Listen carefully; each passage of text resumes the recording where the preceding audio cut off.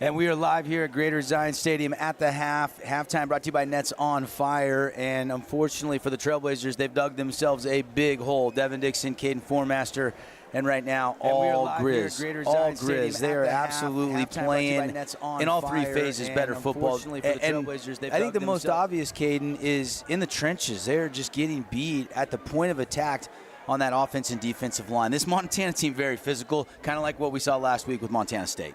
Yeah, they are. They're definitely physical. We we talked about it coming into this. It's the trenches. You're right about that. It is 100% the trenches. You just have to make sure to use your weight to your advantage, right? Yeah, these guys are big. You got to stop them. You got to keep them from getting to your quarterback. You got to make sure that they are creating enough room for the run game to happen and to be successful. If you're looking at the numbers of the run game, Montana's killing it in the run game compared to Utah Tech. That's really where their yards are coming from. We saw a 46-yard touchdown run by Montana to just continue to pad on some points there with their first half stats here. So yeah, right now it's definitely coming down to bigger bodies in the trenches. 36-0 our halftime score. Appreciate Nets on Fire, building champions on and off the court. Go check out netsonfire.org. They got training packages for your high school and youth age groups. They got upcoming tournaments. Of course, part of that Be More complex up there in the Green Valley area. And proud sponsor, Utah Tech football here. Caden, the stats don't lie.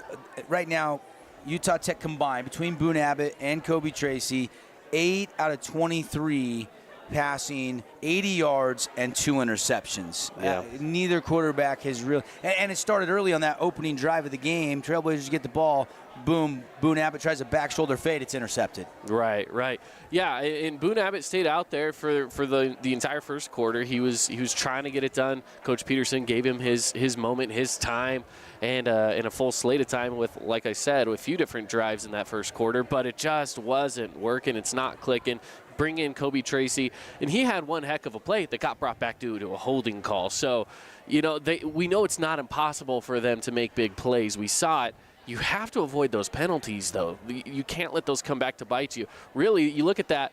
He was down to the 5-yard line. That penalty brought him all the way back to the 38 or something. That's a big swing for one penalty. No question about it. And they called that on Ty Hyde. And, Ty Hyde had, 3 false starts up there on the road. Of course, packed house, Montana State. Crucial hold there. That was a big play that didn't go the Blazers' way. And moments before that, Junior Bergen took that 47-yard punt return to the house. That was an explosive play and then they tacked one more on right there at the end on another rushing play. Right now, you look at McDowell, the quarterback from Montana. He's only thrown the ball 9 times, Caden, and 6 out of 9, 91 yards. They saw Utah Tech give up 400-plus yards rushing. They have the other quarterback that's probably the better passer, but they don't need him tonight. They're just handing the ball off. Otzmo's got 62 yards. Gilman's got 40 yards. Harris has rushed it for 29.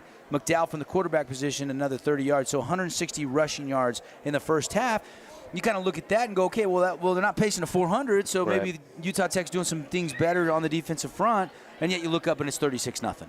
You're right. Yeah, I feel like this isn't a game of quick scoring, which is interesting for them having 36 on the board. It's just routine scoring. It's become routine. They do what they need to do, and they get downfield and they score. They're not turning the ball over. They're just doing everything they need to do methodically in this game.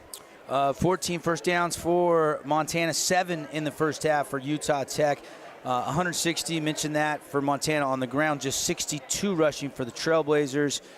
Passing yards, obviously not much separation in total yardage, 91 for the Grizz, 80 for the Blazers. But the turnovers, 2-0. Average yard per play, big discrepancy between the Grizz and the Blazers.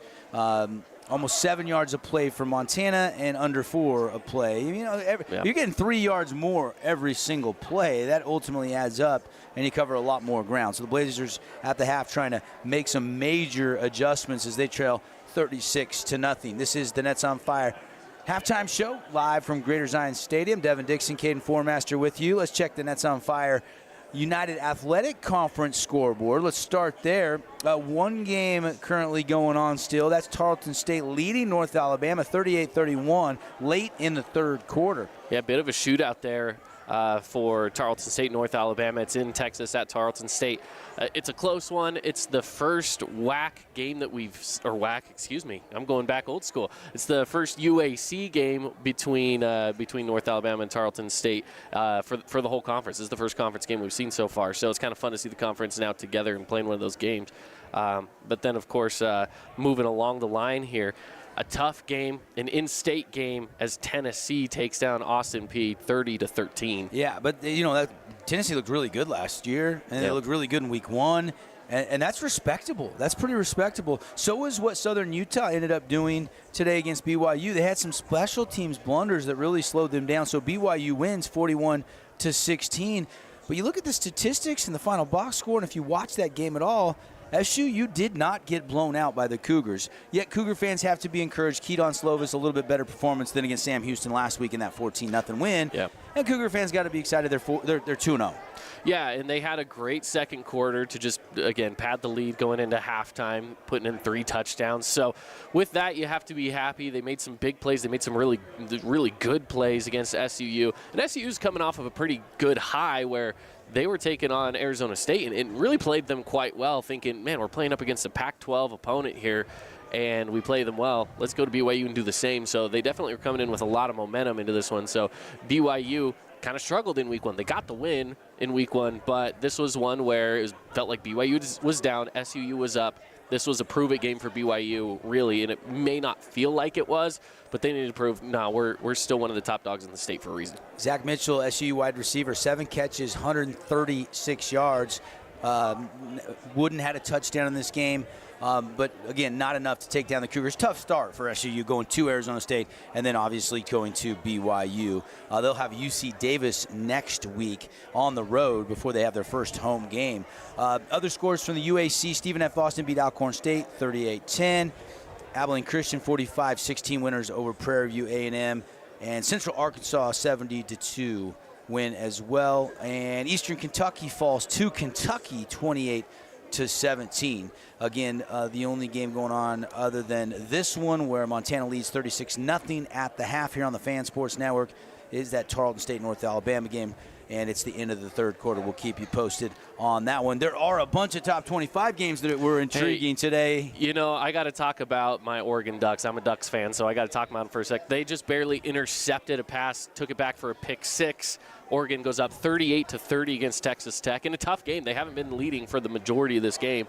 They now lead in the fourth quarter with 35 seconds left to go on the clock. So looks like the Ducks have a chance to round that one out and keep the win. After putting up 81 points against Portland State, they've had their hands full with Texas Tech in this one, but it does look like they might survive. I mean, it would take a late miraculous touchdown and the 2-point conversion to send that game into overtime. The other big one, of course, this morning, Big 12 noon game. Coach Prime does it again. Shadur Sanders, Travis Hunter, and the Buffs are now 2-0. How about this team? I mean, this is taking the nation by storm. They beat Nebraska 36-14. They do, and this was again a prove-it game for these guys because we knew Nebraska. If you looked at the spread, I want to say it was only a 3-point spread. It was a pretty tight one, and Colorado, I mean, covers it easily. 36-14 is definitely an impressive win.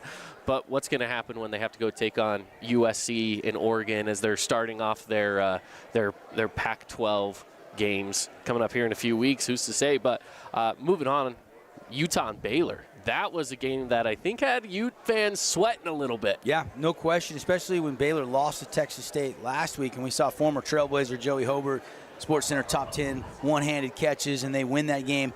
Baylor backup quarterback did have a couple bad interceptions that really helped Utah late in that game. They get a touchdown with just seconds remaining. Looked like they were in field goal range, maybe going to kick a field goal, and then they broke through and ended up scoring the touchdown to beat Baylor. They're 2-0, and now the question becomes, when is Keithy and when is Cam Rising going to be back? Will they be back by next week? The Utes have survived. They're 2-0. They beat Florida, and now they beat Baylor without their stars on offense, but they need those guys back. Yeah, both of them are going week to week right now. I know that Cam Rising, for example, was on the starter list up until game day, so I do expect him to be back. I mean, you would think he'll be back by next week. Everyone thought he'd be back by this week last week. So who's really to say? But either way, you know what? Utah's just happy to walk away with the win. One more game for you real quick. Alabama goes down in Tuscaloosa. This game just went final. Bama loses to number 11 Texas. Mild upset there. Number 3 team in the country has lost by 10, 34-24. How about Quinn Ewers, the quarterback at the Texas Longhorns, 349 yards and 3 touchdowns. And the one touchdown I saw the highlight on was incredible. An incredible pass, an incredible performance, and a big win for the Horns, who are going to the SEC after this season. You know what? He's a legit quarterback, a legit talent. I know there's a lot of hype around Archie Manning going to Texas, right? But there's a reason why he's not in the lineup. It's because they have a quarterback in Ewers that is the guy. He's the guy that you want out there leading your team, and he proved it in this one against number 3 Alabama. Yep. Here at the half, brought to you by Nets on Fire. Devin Dixon, Caden Formaster, getting you closer to the second half action. Trailblazers trailing in a big hole here, down 36-0. Can they climb out of this, Caden? I mean, I guess we'll see. Like we talked about, they just got to put up a little bit more of a fight out there on the line in the trenches. So if they can do that, create some holes for the run game, and maybe if those receivers can break through the secondary a little better, then yeah, that's what we're looking forward to. I mean, you saw on the road, you put up 20 points, but you still get beat last week. You'd love to see the offense get it going in the second half. Again, 8 out of 23, the quarterbacks, 2 interceptions between Kobe Tracy and Boone Abbott. Hopefully whoever gets the opportunity to start this second half can play a little bit better. Yeah. And the offense and defensive line really got to step up. They do. They have to. They just have to make those moves, right? They have to go in and fight. That's really what it is. It's a fight out there on the line. So, let your guys do their thing. Got to let those quarterbacks breathe a little bit. It's tough when they have pressure on them. So, got to see what you can do. All right, we're going to wrap things up here for our Nets on Fire halftime and scoreboard show. Go check out netsonfire.org, building champions on and off the court. After a timeout, we're going to go back to Rod Zundel, Devin Osborne for the second half, and then they will bring you the post-game show as well. Coach Peterson will stop by in the wrap-up show, so stay tuned. Everybody enjoy the second half.